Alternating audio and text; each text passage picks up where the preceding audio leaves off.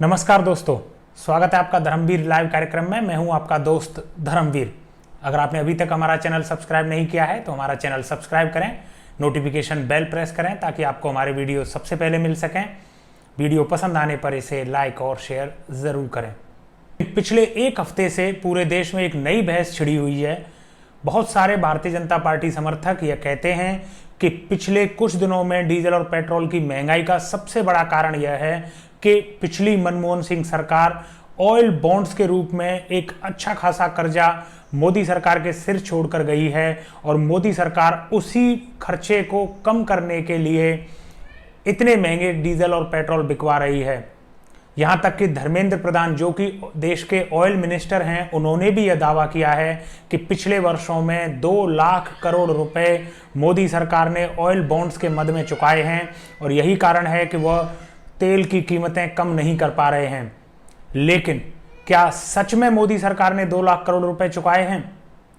क्या सच में मोदी सरकार डीजल और पेट्रोल इसलिए महंगा बेच रही है क्योंकि पिछली यूपीए सरकार ऑयल बॉन्ड्स के रूप में बहुत बड़ी रकम इनके भरोसे छोड़कर गई है, या फिर कहानी कुछ और है? ऐसे ही कुछ पहलुओं पर इस वीडियो में हम बात करेंगे। दोस्तों, इस वीडियो के प्रारंभ में ही मैं आपको यह बता दूं कि भारत सरकार का यह लॉजिक कि वह डीजल और पेट्रोल इसलिए महंगे बेच रही है क्योंकि पिछली यूपीए सरकार उसके ऊपर बहुत भारी कर्जा छोड़कर गई है, यह वाला लॉजिक कहीं से भी फिट नहीं बैठता है। हम ऐसा क्यों कह रहे हैं? क्योंकि भारत सरकार ने जो बजट डॉक्यूमेंट्स पूरे देश को उपलब्ध कराए हैं, वह बजट डॉक्यूमेंट्स कहीं से भी भारत सरकार के इस दावे की पुष्टि नहीं करते हैं कि भारत सरकार को महंगे डीजल और पेट्रोल इसलिए बेचने पड़ रहे हैं क्योंकि उसको ऑयल बॉन्ड्स का पैसा चुकाना है। यह बात पूरी तरीके से सही है कि मनमोहन सरकार ने 2005 से लेकर 2010 के बीच में ऑयल बॉन्ड्स जारी किए थे। यह ऑयल बॉन्ड्स होते क्या हैं? यह ऑयल बॉन्ड्स आप क्रेडिट कार्ड की तरह समझ लीजिए। जैसे आप क्रेडिट कार्ड पर खर्चा आज करते हैं और क्रेडिट कार्ड का बिल आने वाले समय में आप चुकाते हैं, ठीक उसी प्रकार से ऑयल बॉन्ड्स का काम है। चूंकि भारत सरकार बहुत बड़ी मात्रा में डीजल और पेट्रोल पर सब्सिडी देती थी, इंटरनेशनल मार्केट में क्रूड ऑयल के भाव बहुत ज़्यादा थे, तो भारत सरकार को देश के लिए सस्ता डीजल और पेट्रोल उपलब्ध कराने के लिए हैवी सब्सिडी देनी पड़ती थी और वह हैवी सब्सिडी की रकम भारत सरकार के उस वर्ष के राजकोषीय घाटे में नहीं जुड़े। इस वजह से भारत सरकार ऑयल बॉन्ड्स जारी करती थी कि आज सब्सिडी भले ही हमने इस वर्ष दे दी, लेकिन इसका पेमेंट भारत सरकार आने वाले समय में करेगी और उन ऑयल बॉन्ड्स के ऊपर कुछ इंटरेस्ट सालाना के हिसाब से दी जाती थी, जो कि पहले यूपीए सरकार ने भरी और उसके बाद एनडीए सरकार भी वही इंटरेस्ट भर रही थी।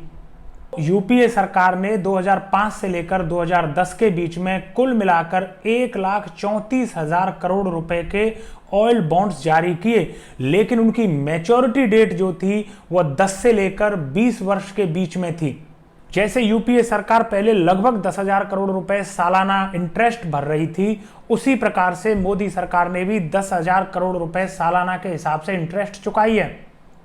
तो 2014-15 में 10,000 करोड़, 15-16 में 10,000 करोड़, 16-17 में 10,000 करोड़, ऐसे मिला के अगर आप 7 वर्ष का हिसाब लें तो ऑयल बॉन्ड्स के मद में जो कुल ब्याज मोदी सरकार ने चुकाई है वह है 70,000 करोड़ रुपए के आसपास। इसके अलावा उन्होंने केवल 3,500 करोड़ रुपए 2015 में ऑयल बॉन्ड्स की मैच्योरिटी होने पर दिए हैं। तो कुल मिलाकर मोदी सरकार ने पिछले 7 वर्ष के अंदर 73,500 करोड़ रुपए ऑयल बॉन्ड से संबंधित मामलों में खर्च किए हैं। अगर देश के ऑयल मिनिस्टर धर्मेंद्र प्रधान यह दावा कर रहे हैं कि 2 लाख करोड़ रुपए मोदी सरकार ने ऑयल बॉन्ड्स के लिए चुकाए हैं, तो वह सरासर झूठ बोल रहे हैं, क्योंकि खुद धर्मेंद्र प्रधान और अनुराग ठाकुर, ये दो, एक ऑयल मिनिस्टर हैं और एक वित्त राज्य मंत्री हैं, इन्होंने भारत की संसद में जो डॉक्यूमेंट्स पेश किए हैं वह डॉक्यूमेंट्स इनके दावे से कहीं भी मेल नहीं खाते हैं।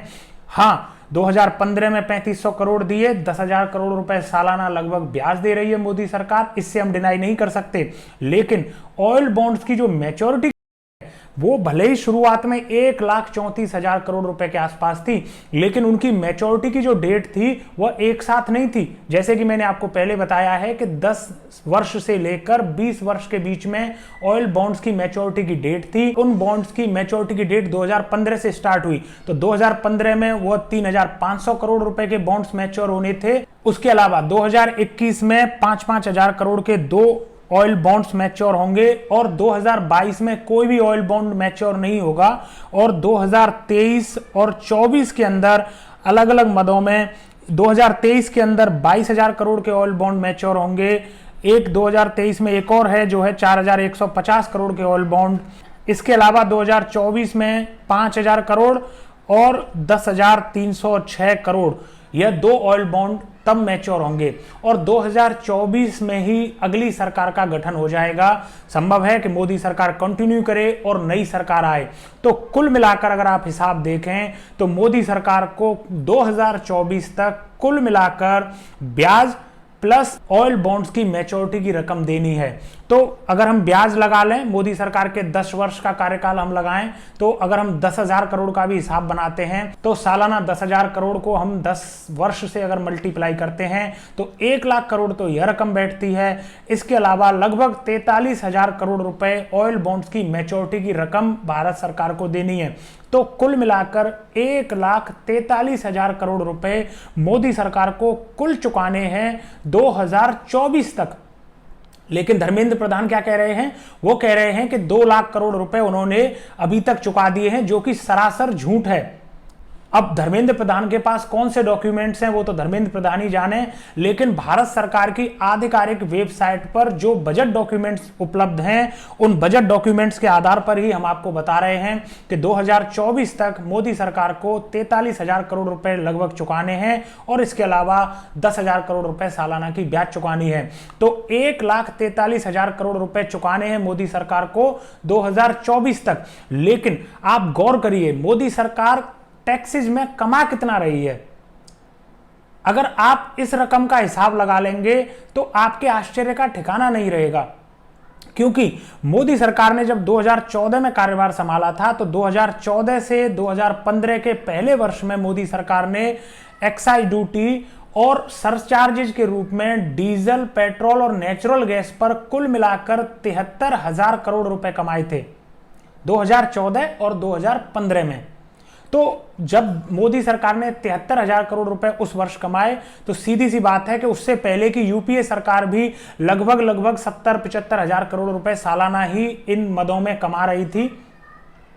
लेकिन मोदी सरकार ने जैसे जैसे क्रूड ऑयल के दाम कम होते गए, उसी हिसाब से मोदी सरकार ने एक्साइज ड्यूटी बढ़ाते गए और मोदी सरकार ने एक्साइज ड्यूटी बढ़ाते बढ़ाते अपनी कमाई आज 2020 और 2021 में 3,00,000 करोड़ रुपए सालाना से ज्यादा कर ली है।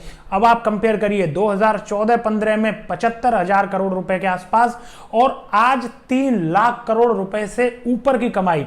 तो सीधी सी बात है, मोदी सरकार 2,25,000 करोड़ रुपए सालाना एक्स्ट्रा कमा रही है डीजल और पेट्रोल पर एक्साइज ड्यूटी और सरचार्जेज लगाकर, जबकि मोदी सरकार को 2024 तक कुल मिलाकर 1,43,000 करोड़ रुपए ही ऑयल बॉन्ड्स के मद में देने हैं, जबकि सालाना 2,25,000 करोड़ रुपए से ज्यादा एक्स्ट्रा कमा रही है। जो 75,000 करोड़ रुपए सालाना कमाती थी, जो यूपीए सरकार भी कमाती थी, मोदी सरकार भी कमा रही है, वो अलग है। लेकिन एक्स्ट्रा एक्साइज ड्यूटी और सरचार्जेज लगाकर मोदी सरकार 2.25 करोड़ रुपए सालाना कमा रही है। अगर 10 साल का हिसाब आप इसके साथ लगाएं तो मोदी सरकार कम से कम 15 लाख से लेकर 20 लाख करोड़ रुपए एक्स्ट्रा एक्साइज ड्यूटी और सरचार्जेज के मद में कमा चुकी होगी। लेकिन उसको पेमेंट करना है केवल 1,43,000 करोड़ रुपए का ही, जो कि खुद मोदी सरकार के बजट डॉक्यूमेंट हैं। आप हमारी स्क्रीन पर इन बजट डॉक्यूमेंट्स को आप देख पा रहे होंगे। इसके अलावा हमारे पास ब्याज से रिलेटेड डॉक्यूमेंट भी है जो मोदी सरकार की वेबसाइट से ही डाउनलोड किया है। और इस ब्याज से संबंधित डॉक्यूमेंट में अगर आप देखें तो यूपीए सरकार ने भी 5 वर्ष के दौरान लगभग 50,000 करोड़ रुपए की इंटरेस्ट भरी थी। मोदी सरकार ने भी लगभग 50,000 करोड़ की ही इंटरेस्ट भरी है। लेकिन मोदी सरकार ने जो कमाई एक्साइज ड्यूटी और बाकी के सरचार्जेस लगा के की है वो बहुत बड़ी रकम है। जमाना ऐसा है कि जो नेता कह देते हैं बहुत सारे लोग उस पर यकीन कर लेते हैं। तो संभव है कि आपने भी ऐसा यकीन कर लिया हो, लेकिन चूंकि हम एक पत्रकार के तौर पर इन मामलों को देखते हैं, इस वजह से हम आंकड़ों के साथ आपको कह रहे हैं कि धर्मेंद्र प्रधान और भारतीय जनता पार्टी के बाकी नेताओं का यह आरोप कि यूपीए सरकार के ऑयल बॉन्ड्स की वजह से ही उनको इतना महंगा डीजल और पेट्रोल बेचना पड़ रहा है, यह आरोप सरासर झूठ है। अच्छा, चलते चलते एक और बात हम आपको बता दें। आप इससे पहले कि इन ऑयल बॉन्ड्स वाली बात पर आप ये सोचें कि यूपीए सरकार ने कोई बहुत बड़ा क्राइम कर दिया था कि उस समय जनता को राहत देते हुए आने वाली सरकारों के सिर कुछ कर्जा छोड़ दिया था, अगर आप इसको बहुत बड़ा क्राइम समझें, उससे पहले आप ये ध्यान दीजिए कि वाजपेयी सरकार में भी ऑयल बॉन्ड्स जारी हुए थे। इसके बाद यूपीए सरकार ने भी कुछ ऑयल बॉन्ड्स जारी किए थे, लेकिन वाजपेयी सरकार के ऑयल बॉन्ड्स जब मैच्योर हुए तो वो यूपीए सरकार ने पे किए। यूपीए सरकार जब ऑयल बॉन्ड्स मैच्योर हो रहे हैं तो मोदी सरकार पे कर रही है। और सबसे बड़ी बात, आखिरी बात, मोदी सरकार ने भले ऑयल बॉन्ड्स रीपे किए हों, लेकिन जनता से कितनी वसूली की है वो मैं आपको पहले ही बता चुका हूं।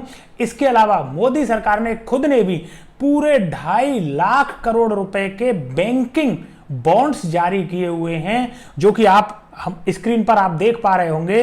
2.5 लाख करोड़ रुपए के बैंकिंग बॉन्ड्स जारी किए हैं, जो कि आने वाली सरकारों को भरने पड़ेंगे। तो दोस्तों ये था पूरा ऑयल बॉन्ड्स का मामला, जिसकी वजह से डीजल और पेट्रोल की रेट पर ज्यादा प्रभाव नहीं पड़ रहा है। डीजल और पेट्रोल महंगे दर पर इसलिए बेचे जा रहे हैं क्योंकि भारत सरकार इन पर बहुत बड़े लेवल पर मुनाफाखोरी कर रही है। दोस्तों, अगर आपको हमारा वीडियो पसंद आया है तो इसको लाइक करें, शेयर करें। अगर आपने अभी तक हमारा चैनल सब्सक्राइब नहीं किया है तो हमारा चैनल सब्सक्राइब करें, नोटिफिकेशन बेल प्रेस करें ताकि आपको हमारे वीडियो सबसे पहले मिल सकें। आप मुझे धर्मवीर लाइव आईडी के साथ ट्विटर, फेसबुक और इंस्टाग्राम पर भी फॉलो कर सकते हैं। मैं मिलता हूं आपको अगले वीडियो में, तब तक मुझे दीजिए इजाजत। जय हिंद, जय भारत।